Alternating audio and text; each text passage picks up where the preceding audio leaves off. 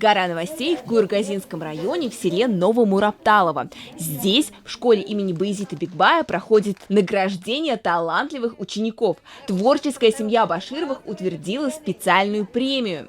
Они раз в год приезжают из Татарстана и поощряют самых талантливых ребят. Номинации, прям всевозможные. Художественное слово, рисование, знание своей родословной, вокал. И это еще не весь список. В нашей школе прошло мероприятие, посвященное жизни нашего села. Я выступала со своей проектной работой «Туризм Республики Башкортостан» и заняла первое место.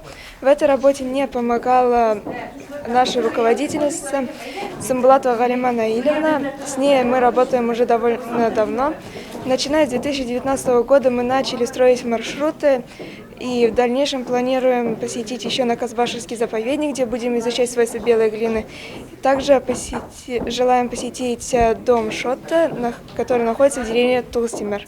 Едкар Баширов – художник. Родом он из этих мест. Ежегодно вместе со своей супругой-писательницей Фердаукс Башировой награждают талантливых юных земляков. В этом году награждение еще совпало и с презентацией книги.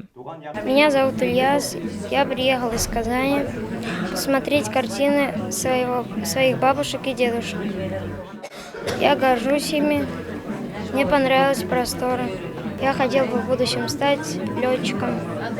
Помечтать о будущем – это отлично, но все же не стоит забывать про настоящее. Активные, амбициозные, яркие ребята всегда заметны. Кстати, помимо грамот и благодарности, талантливые куйргазинцы получили и денежные премии. Татьяна Никитина, Нурислам Хариев специально для Горы новостей.